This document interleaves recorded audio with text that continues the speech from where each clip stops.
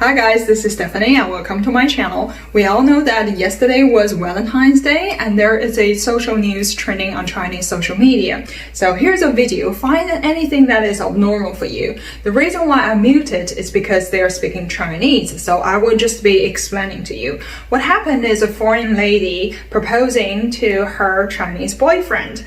And later on, her Chinese boyfriend also proposed to her. So it is a happy ending. But do you see something absurd or abnormal in this video? The round shape and the particular arrangements of the flower is actually what made this video trending on Chinese social media. Because this kind of thing in Chinese, we call it as 花圈. 花圈, it literally means a flower wreath. But what it actually does is to show your condolences for those passed away people. And therefore, lay a 花圈 right at the moment when you're proposing someone is not only viewed as inappropriate, but also viewed as highly ominous in Chinese culture. But because the bride-to-be is actually a foreign lady, and therefore it is almost understandable for why she laid out like this. Alternatively, she could have just arranged the flowers in the shape of her heart, which is the universal love language, and that would make things much easier and far more romantic. Since we're talking about 花圈, so I'm going to show you guys a couple of pictures that we have the different kinds of forms of 花圈. So if you see those in China, you would know that someone in certain families have passed away. Now you will see sometimes there are characters written on 花圈, so it's pretty easy to understand. Usually you are writing to the family and then saying condolences from somebody, you know, maybe from you or your family.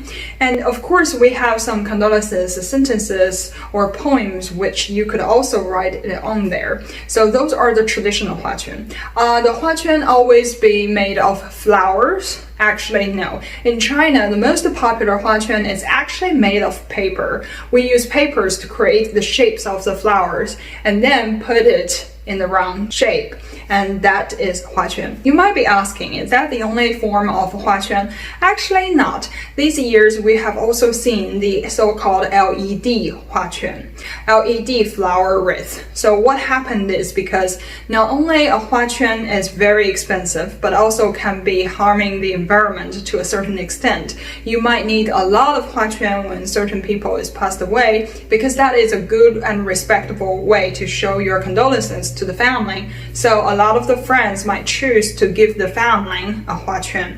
And therefore, if you are renting the LED 花圈, which would be much cheaper and more environmental friendly. So sometimes you also see this kind of LED 花圈 in some of the places. 花圈 is less commonly seen in big urban cities because, as you can see, it's pretty bulky and takes a lot of space.